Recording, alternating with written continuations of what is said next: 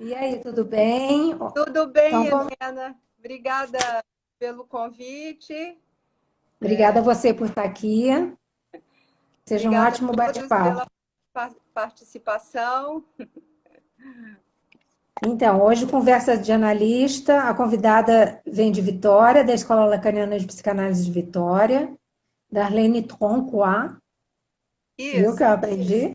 É psicanalista, membro da Escola Lacaniana de Vitória, já falei, e doutora em literatura pela Universidade Federal do Espírito Santo. O tema da nossa conversa hoje é o sujeito na cultura. Segregação, autossegregação e diversidade. Vai ter muito debate, hein, pessoal? Vamos lá. Você quer começar falando alguma coisa? Vamos ao menos levantar a bola, né? Bom, Isso. queria começar dizendo que esse é um tema que me interessa muito, que talvez a gente possa nomear a clínica do social, não sei se é necessariamente isso, mas um tema que nos ajuda a pensar a subjetividade de nosso tempo, ainda que Lacan tenha questionado esse termo subjetividade, porque o sujeito é o sujeito do inconsciente, sempre, em todos os tempos, no sentido de que somos seres falantes, somos divididos pela linguagem.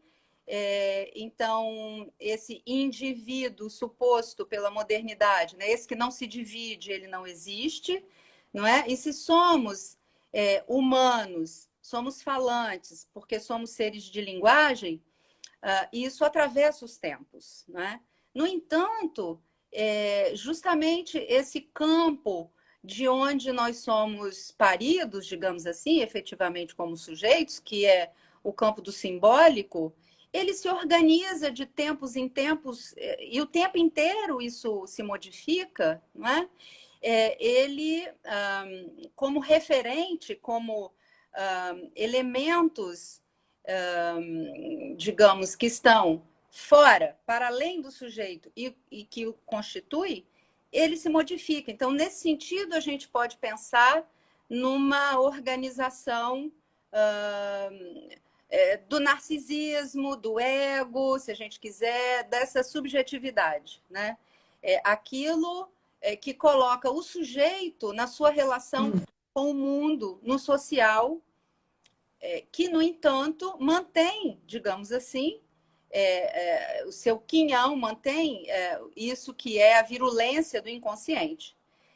Isso que é a morada do sujeito, digamos assim, desse sujeito evanescente.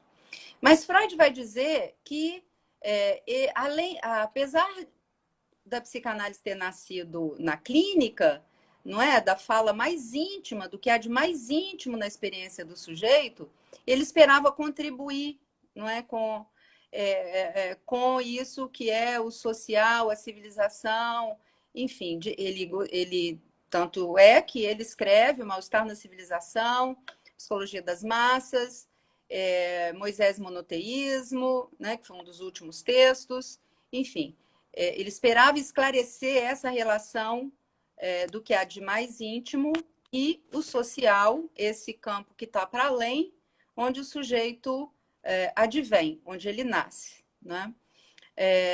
E eu vou trazer alguma coisa que, de alguma maneira, isso exigiria um longo desenvolvimento, só vou levantar uma bola para a gente discutir, não é?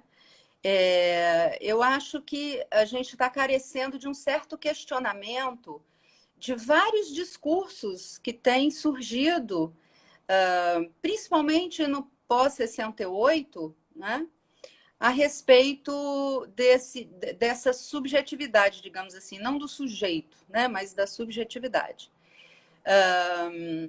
Porque, na verdade, maio de 68 introduz uma certa ruptura, não só maio de 68, mas é um marco, traz uma certa ruptura com o universalismo introduzido pela modernidade, com o iluminismo, enfim, e questiona, não questiona a noção de indivíduo, mas questiona o universalismo no sentido de que somos todos humanos, mas não somos todos iguais, né? Temos diferenças. Isso é fundamental, foi fundamental também para a psicanálise, né? No sentido de que não há um sujeito igual ao outro, nós somos estrangeiros a nós mesmos, né? Nessa divisão que nos constitui, somos estrangeiros a nós mesmos, temos uma parte de nós que é êxtima, que nos é estranha, né? Esse estranho familiar que nos habita. No entanto, fazemos parte de uma civilização. O Freud vai introduzir o Psicologia das Massas, trabalhando principalmente que traz Le Bon e o que traz McDougall, dizendo justamente isso, que interessa, sim, a psicanálise, interessa alguns aspectos da dita psicologia do grupo. Ele trabalha as diferenças entre o grupo que vem desses autores, né, do grupo espontâneo, efêmero e das instituições mais consolidadas, enfim.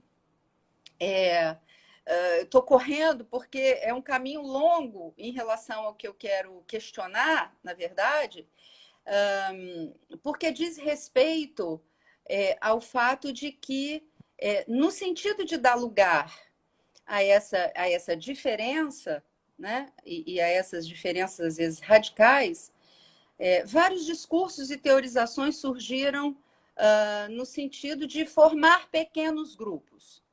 Eu li hoje, caiu nas minhas mãos, justamente, um texto de um professor de filosofia, não é filósofo, é um professor de filosofia, escreve um texto sobre uma certa pulverização, né, daquilo que foi esse universal construído no iluminismo, uma pulverização em pequenos grupos que criou identidades. Isso, para mim, coloca um problema.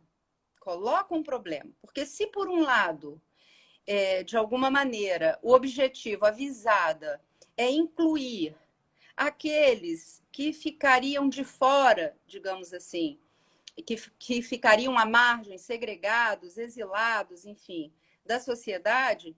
Por outro lado, constituir grupos e essas identidades também traz algo questionável, que é uma identidade que exclui. É como se excluísse.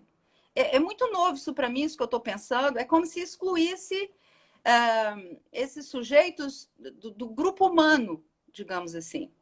Quer dizer, no meu modo de entender, a visada é a inclusão.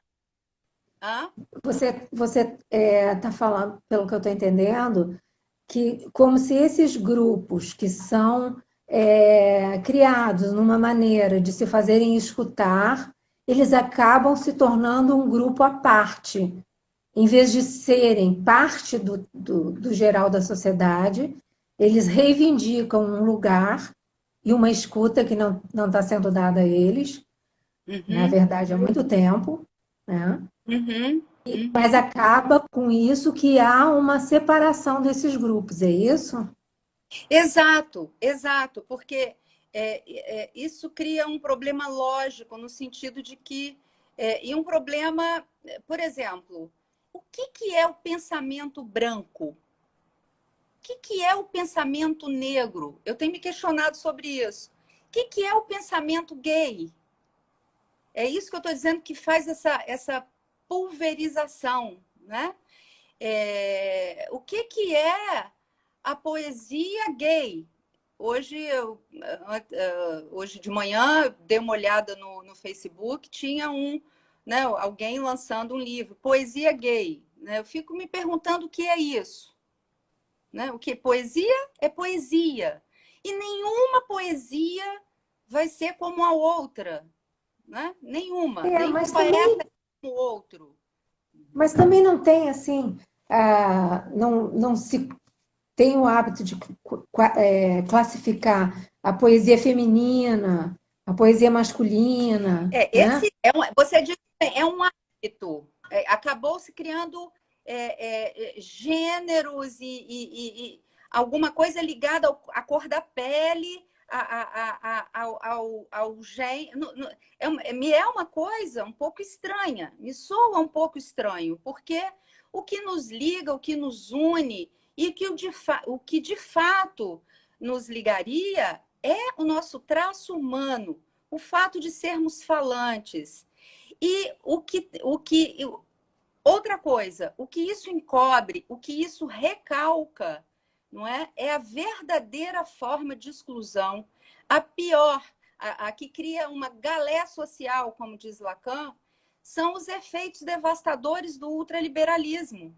Não é? É o recalque, digamos assim, das diferenças sociais radicais. Isso sim, né? Isso cria forma de segregação, como disse o Lacan, que a gente iria ver formas de segregação inusitadas, né? É a exclusão, não é? Do campo, do campo da cultura, mas que o homem se inclua como homem, como ser falante, pensante, e não pela cor da sua pele, pelo a Teresa colocando poesia é o que há de mais próximo do real. A forma, a forma de generalizar exclui, né? Exatamente. Eu penso que a Teresa está de acordo, né? Pelo que eu estou entendendo, a poesia mais íntima, mais próxima, visível do inaudito, enfim, do invisível, porque o que eu tenho questionado, e a partir desses elementos que Freud traz, né? Ele faz um comentário da psicologia do grupo do Le Bon.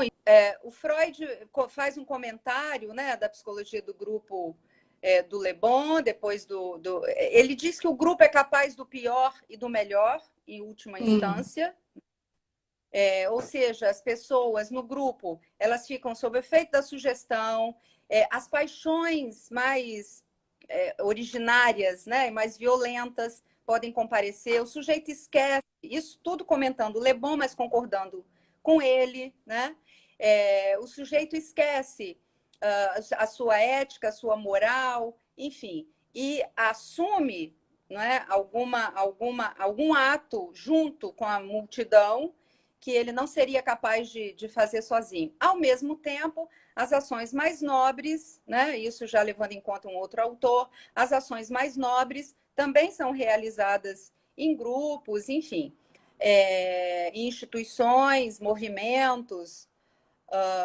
Mas o Freud vai dizer que eles não dizem o porquê, e é aí que ele tenta avançar, né?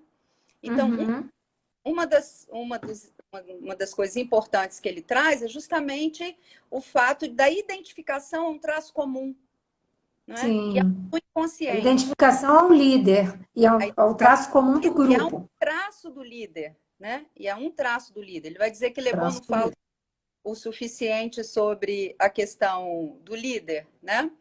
Ou do líder ou de um traço, né? De um traço de exclusão, por exemplo, a partir do que as pessoas podem se identificar e, a partir dali, fazer esse agrupamento. Então, por mais que tenha uma ação, algo nobre, né? Algo de nobre nesses objetivos, dessas comunidades, né? Desse comunitarismo que a gente chama hoje, por outro lado, são grupos que se constituem em torno de um traço, de uma identificação de um traço de exclusão. E isso é algo que me parece contraditório, né?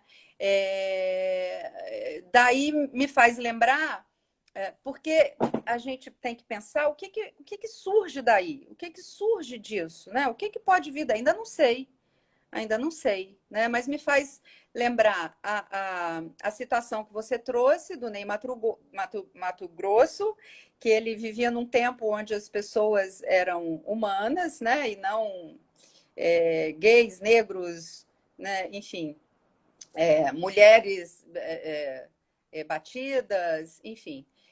E a citação do Abílio, que você traz também, que traz esse elemento, que é o seguinte: esses grupos começam a se constituir de uma forma paranoica, né? Ou seja, eles têm uma verdade, quem não é, né? Quem não é do grupo é contra, né?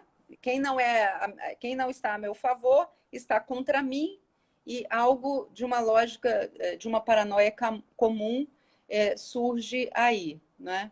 Então, No caso do Ney, ele falou mais adiante, naquela mesma entrevista, que talvez as pessoas façam isso para se sentirem mais fortes, né? uhum, Mas eu particularmente vejo assim, depois que se começou a fazer esse tipo de colocação, me obrigou a pensar sobre se uma pessoa era negra, não era negra, se era homossexual, se não era, pessoas que eu conheço, que eu nunca tratei disso como uma necessidade de ser visto, uhum, né? Era uma pessoa com pessoas com quem eu tinha afinidade, e isso não fazia diferença. Então, de alguma maneira, isso de fato cria um espaço diferente. Por outro lado, né, a Regina Casé fez agora recentemente um vídeo, está até no Instagram, com o genro dela, que é negro, e a filha Benedita. Pediu que eles os dois colocassem 10 dedos assim e foi perguntando, pedindo para eles abaixarem um dedo de cada vez, de acordo com se aquilo tivesse acontecido com eles ou não. Alguém já atravessou a rua quando você foi passar? Alguém já segurou a bolsa? Enfim, o rapaz abaixou 10 dedos, pergunta simples, e a menina nenhum.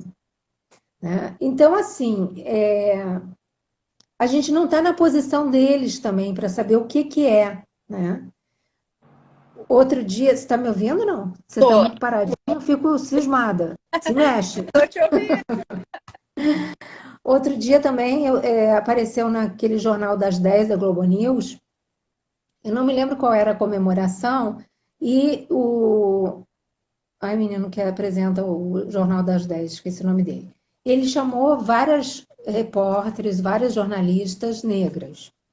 E aí elas deram depoimentos sobre as vivências delas e tal. E uma delas até descreveu uma vida muito parecida com a minha.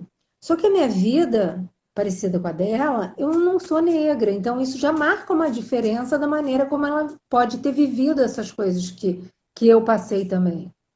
E a Maju, quando conclui ali, todas elas foram mais ou menos na mesma linha.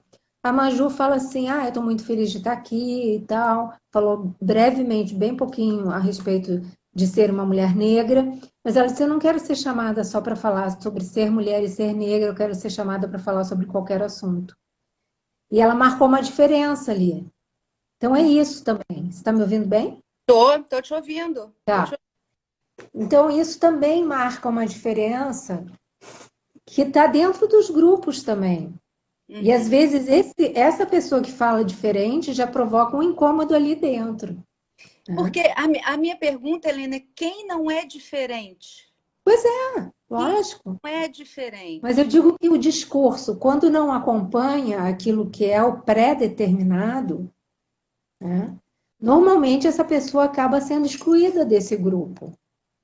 Porque tudo nela é diferente, mas ela tem que manter um discurso alinhado com aquelas ideias. É ou não é? Uhum. Mas você está falando de quem? Eu estava falando especificamente dessas mulheres negras que estavam ali. Todas elas falaram um mesmo discurso, alinhado com Uhum. a questão do racismo, do antirracismo. E Uhum. a Maju falou diferente, entendeu? E houve um certo mal-estar. Uhum. Uhum. Porque é interessante a experiência na clínica, por exemplo, no privado da clínica. O sujeito fala do seu sofrimento. O sujeito fala de seu sofrimento. Há também sofrimento de alguém que era identificado como, no Brasil do pós-guerra, como Bosch, como alemão, como Uhum. nazista, entende? Então, o que tem se criado também é um racismo contrário. Daqui a pouco os brancos vão ter culpa de terem nascido branco e ter o tal do pensamento branco. O que é o pensamento branco? É a Né? supremacia branca, né? Sim, mas a supremacia branca, né, tem a ver com a história dos povos, enfim, e não com os sujeitos na sua particularidade. Eu acho que na escuta a gente tem que ficar atenta a isso, porque na clínica, como a gente vai tomar, por exemplo, porque os sujeitos, né, que não se identificam a um outro a partir da cor da sua pele, por exemplo, dificilmente, na clínica, por exemplo, dificilmente relata algum episódio.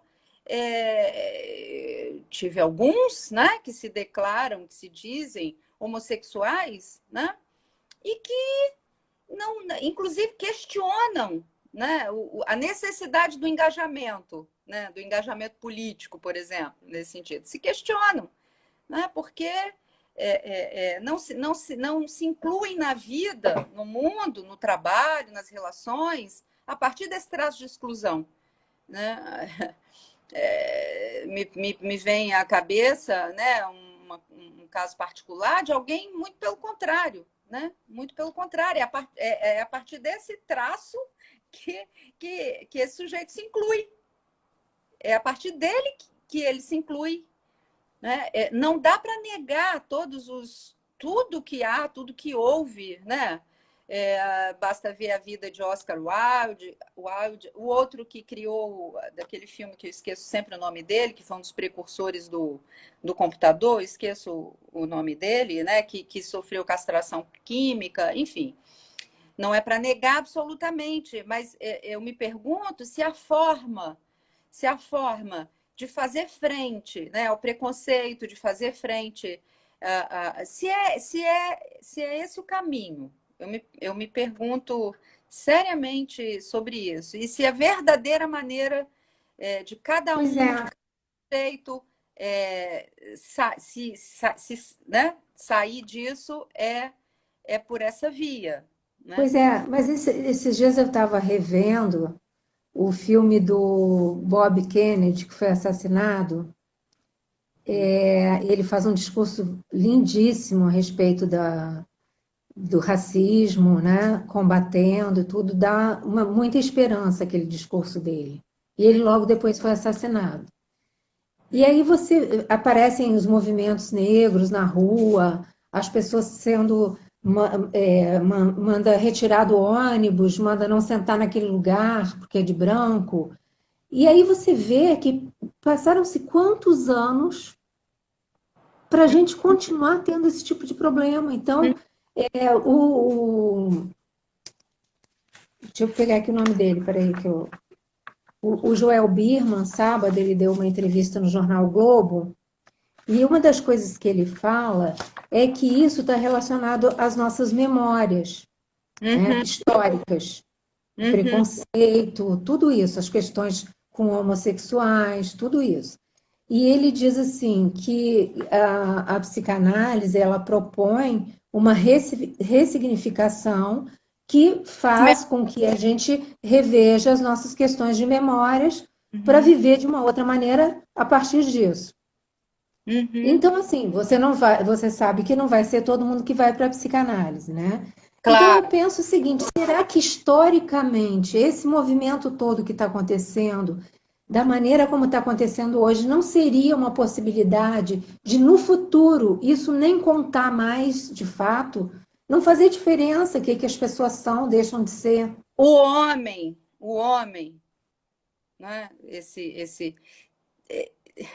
Esse horror à diferença, ele é do mal-estar, ele é da ordem do mal-estar na civilização.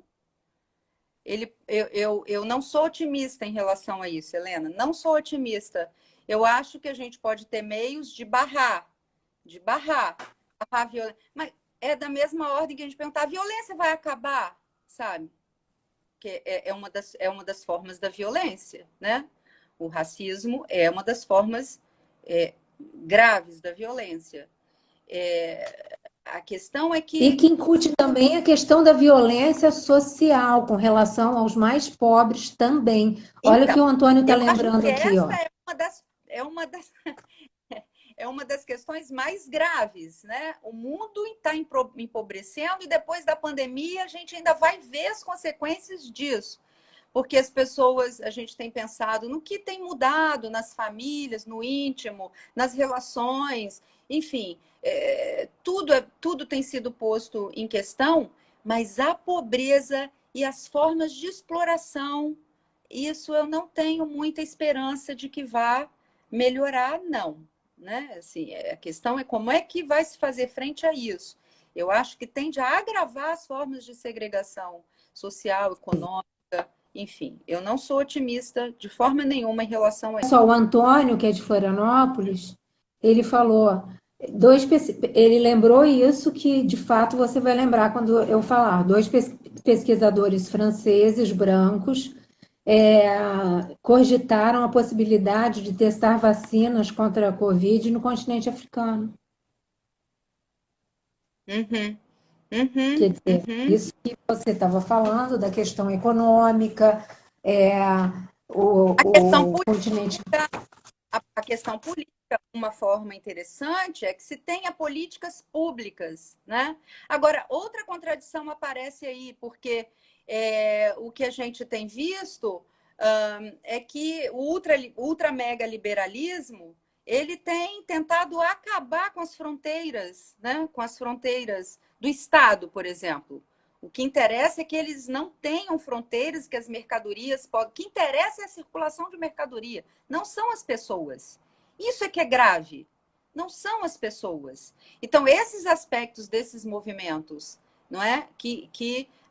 Cuja voz é tentar incluir alguma política pública, por exemplo, que possa barrar, né, minimamente essa voracidade dessa violência humana, isso é interessante. Outra coisa são pequenas comunidades, criar identidades, né? A identidade essa ou aquela, não é, que fixa o sujeito numa posição que permanece na exclusão, que permanece na exclusão. Outra coisa são mecanismos eficazes, né?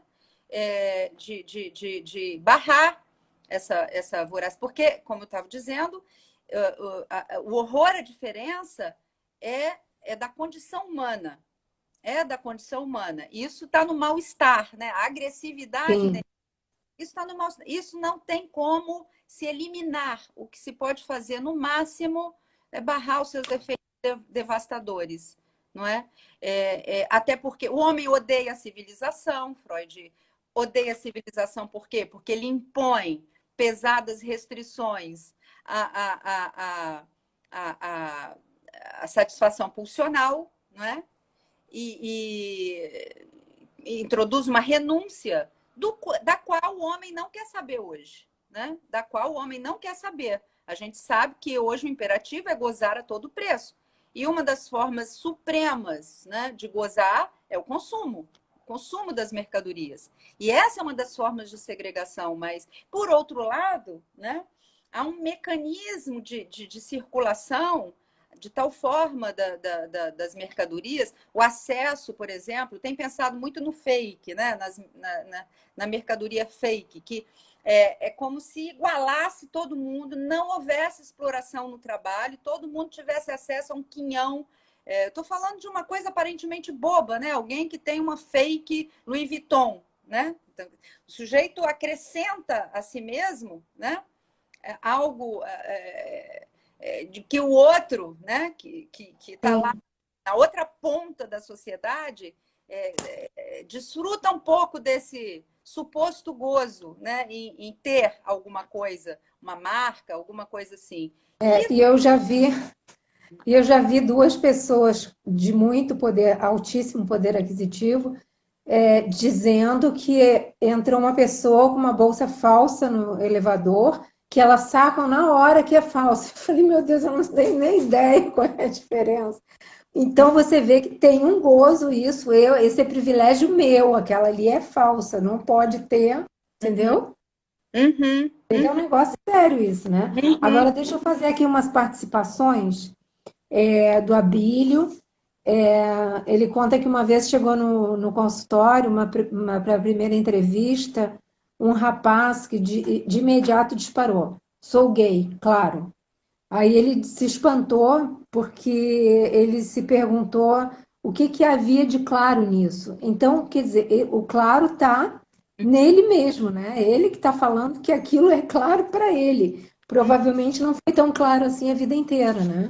Uhum, uhum, E, uhum, uhum. normalmente surge o homossexualismo como uma questão, né? Não com essa clareza. Mas Uhum. depois que se torna claro, para ele já está claro.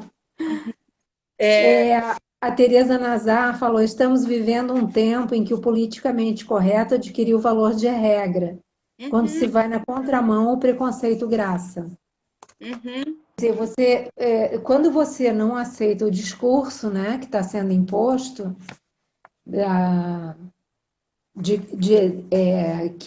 por exemplo, os negros necessitam fazer esse movimento, que as mulheres necessitam fazer esse movimento contra a violência e contra o machismo, que os homossexuais são discriminados. Quando você não aceita de alguma maneira, eu não estou dizendo que eu não aceito, não, mas qualquer pessoa que não aceite, aí já ela é vista como preconceituosa, imediatamente rotulada como preconceituosa. Mesmo que o pensamento dela tenha nuances que não tenham nada a ver com isso, né? uhum, uhum.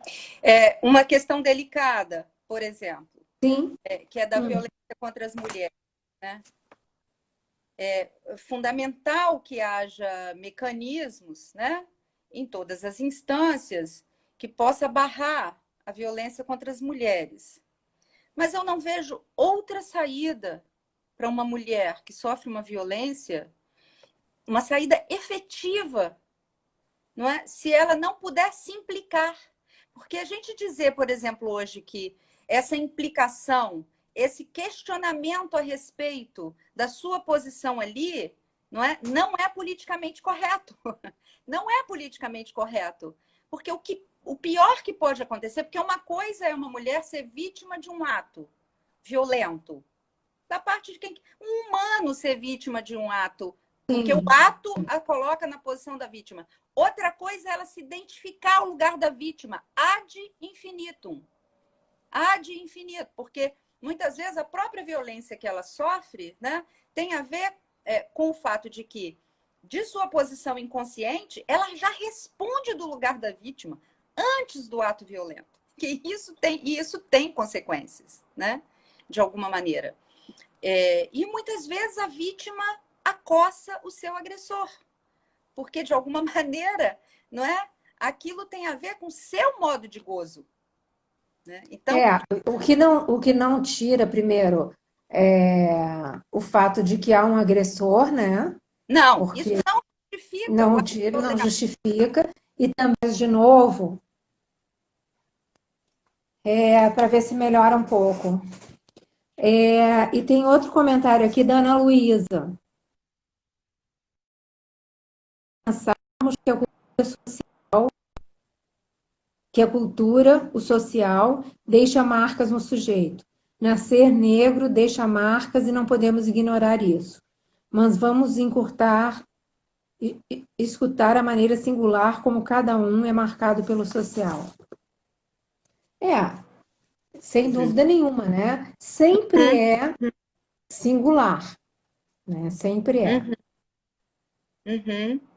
Porque a saída ela é singular. Ainda que, como eu disse, quer dizer, porque o que eu entendo do que, retomando o comentário da Tereza, é que toda voz que questiona os discursos que estão em defesa, não é, das ditas minorias, dos grupos identitários, enfim, toda voz que introduz crítica, e a crítica não é no sentido de eliminar, digamos assim, as intenções que estão aí, não é? Mas é a lógica que rege esses grupos. Se efetivamente são vozes, digamos assim, que têm o efeito, não é, de fazer avançar algo na luta contra o preconceito, por exemplo, contra a violência, enfim, ou se ela permite fixar mais ainda o sujeito naquela posição. Porque É, talvez tenha aí uma contradição. No social, isso tem uma importância. Mas se o sujeito está muito identificado a esse traço, ele não sai nunca. Ele não sai nunca, né? No sentido de que, que marcas, porque as marcas podem ser não só no sentido de. Por exemplo, eu me lembro de Machado de Assis. Eu comecei uma vez um trabalho, né? Falando disso. Ele tinha tudo, né? Na sociedade em que ele nasceu, para dar errado, né? Ele era pobre, filho de escravos, e, no entanto, através da arte, ele alcança o lugar que ele alcançou. Isso não está para todos, evidentemente, mas eu me pergunto se ele se identifica esse traço, não é? Do escravo, do negro, massacrado, explorado. Aí é sempre no 1 a 1, né? É sempre no Oi? 1 a 1. Isso é É sempre no sempre 1 a 1. Algumas pessoas podem fazer algo com aquilo que seria um problema para outra, né? E a Ana Luísa, assim, sem dúvida, eu não vejo possibilidade de a psicanálise pensar sempre no 1 a 1 e escutar no 1 a 1. Mas a gente está falando que possibilidades a gente pode debater em torno da existência desses grupos e desse movimento social. Uhum. E é uma grande dúvida, né? Para quem realmente, lá quando eu era criança, que eu vi o Black Power, eu na época fiquei empolgadíssima. Eu achava tudo maravilhoso. Eu achava que ali iam acabar os problemas, né? Uhum. Uhum. Há relativamente poucos anos, menos de 20 anos, nós fomos a Nova York e eu vi vários casais miscigenados, inclusive com americanos, com orientais, com negros. Era assim muita mistura, oriental com negro, americano com negro, americano com oriental, enfim, era mistura geral, Uhum. oriental com negro, todos os tipos de. E eu ficava encantada olhando aquilo no metrô, os casaizinhos apaixonados, e eu pensei assim, nossa, eu queria tanto que fosse assim o futuro do mundo, que as pessoas pudessem estar juntas e pronto, né? Uhum. Assim como casais de namorado homossexual é, poderem andar na rua, né? De mãos dadas. A questão, Helena, é que Porque elas para eles tem que podem. ser diferente, né? Mas é que elas podem, tanto que você viu. Eu adoro um mundo ideal, né? Eu adoro. Eu confesso o meu lado poliana, Você viu, tá? elas podem. Mas muitas vezes, porque a questão do preconceito, ela está na historicidade do sujeito, na sua particularidade, né? É. As famílias, né? Nesse horror à diferença, como eu estou dizendo, que o primeiro horror à diferença parte da observação, né? Dos sexos, infantil, não é? Porque, veja bem, isso só tem consequências psíquicas, porque esse efeito dessa observação da diferença, e que não é tomada como a criança, senão um tem e o outro não tem, é assim que a criança toma alguma coisa, né? Essa possibilidade, porque a rigor todos têm, não está faltando nada. Biologicamente não está faltando nada. A criança só faz essa distinção porque ela pertence ao campo da linguagem. Então, ela marca sim, não, presença, ausência, que é a origem do campo simbólico. É assim que ela toma. Né? E não é só pura presença e ausência. Ela vai imediatamente ligar isso a um atributo. Né? A um atributo. E ou bem isso Como fará isso? Como fará essa ligação é única, né? Porque, exatamente, quer dizer, porque todo preconceito. Eu tenho essa hipótese, né? O que rebate no social é como cada um, não é? E cada grupo, enfim, como isso é disseminado numa cultura, numa sociedade, enfim. A gente costuma ver vilarejos muito, né, preconceituosos, enfim, em torno de algum traço de diferença, né? Aqui, enfim. E vários que desapareceram, mas outros que surgem. E esse texto que eu estava lendo hoje, né, traz uma mensagem assim, essa pulverização em identidades, né? Um dos efeitos possíveis de que isso ocorra é a luta rivalizatória de raças, né? De novo, dá sustentação, essas identidades, né? essa pulverizada, dá sustentação a essa história de raça, né? Porque ou você é igual a mim, ao meu grupo, ou você está contra mim, né? Eu estou dizendo de Você, é, não estou falando da importância dos movimentos sociais, das políticas públicas, não é, que fazem algum limite, alguma barra ao preconceito, à violência. São necessárias, né? Até que Exatamente. a gente consiga avançar.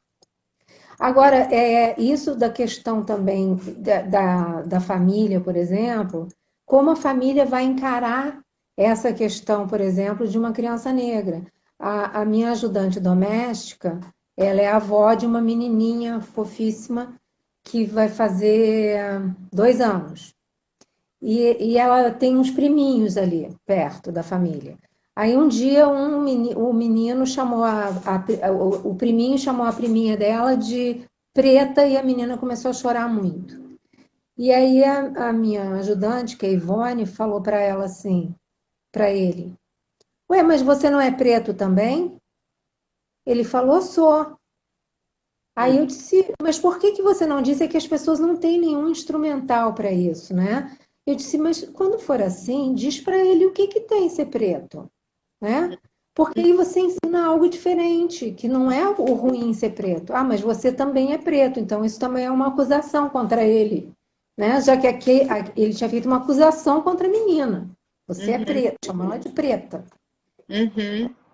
E Então, a assim, questão, pois é, quer dizer, a questão é como a menina escutou também o preta, como a né? menina escutou e como ela poderia, um adulto ali, ter falado, né? E o que que tem ser preto, Uhum, né? uhum. O que que tem? Porque ele Isso, poderia no ser mínimo, burra, deixa idiota. algo para uma elaboração futura, né? Lembrarem disso, terem isso em mente. Que isso não é um problema. Uhum.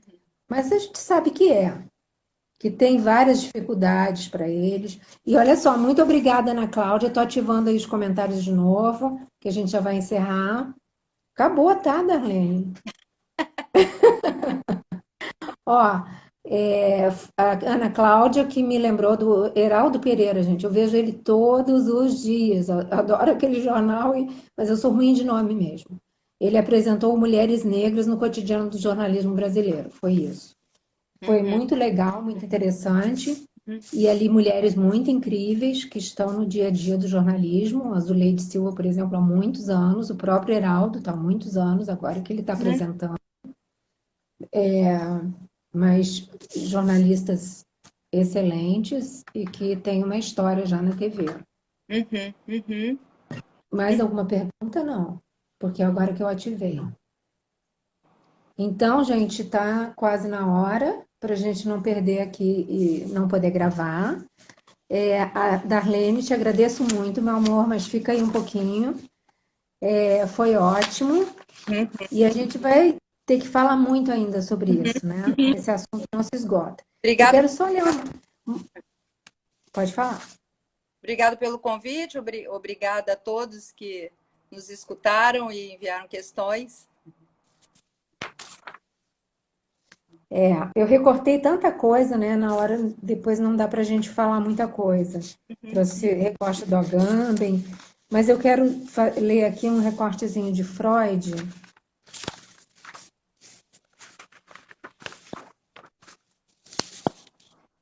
que eu acho maravilhoso para esse assunto que a gente debateu hoje. É do mal-estar. Os homens não são criaturas gentis que desejam ser amadas e que, no máximo, podem defender-se quando atacadas. Pelo contrário, são criaturas entre cujos dotes instintivos deve-se levar em conta uma poderosa cota de agressividade. Em resultado disso, o seu próximo é, para ele, não apenas um ajudante em potencial ou um objeto sexual, mas também alguém que os tenta satisfazer sobre ele a sua agressividade, a explorar a sua capacidade de trabalho sem compensação, utilizá-lo sexualmente sem o seu consentimento, apoderar-se de suas posses, humilhá-lo, causar-lhe sofrimento, torturá-lo e matá-lo. O homem é o lobo do homem. É isso aí. Por isso que eu Freud, enviei para você 1930. aquele cartaz do Goya, né? Do que um homem é capaz Isso, de fazer ao outro, justamente porque eu lembrei dessa passagem do mal-estar em é Freud. isso. A gente ainda tem muito lobo para domesticar, né? Bom, mas o Lacan diz não há progresso nesse sentido. A cada criança que nasce, né? a civilização se reinaugura, porque é preciso transmitir algo, porque ele não vem com nada da filogênese, nem da história, né? Os pais e a cultura onde ele vive serão os passadores do mundo, da história, para essa criança. Então, nesse sentido, eu vejo assim, não há progresso, porque essa criança que nasce, né, esse limite, tudo terá que lhe ser transmitido, né? É isso. Então, gente, Obrigada, obrigada. obrigada, Helena. Não percam a programação da Escola Lacaniana essa semana. E na próxima segunda-feira, Márcia Olthausen, de Santa Catarina. E o nome da nossa conversa é Preciso Tempo. Uhum. Frase bacana. Beijoca. Obrigada. Tchau, tchau.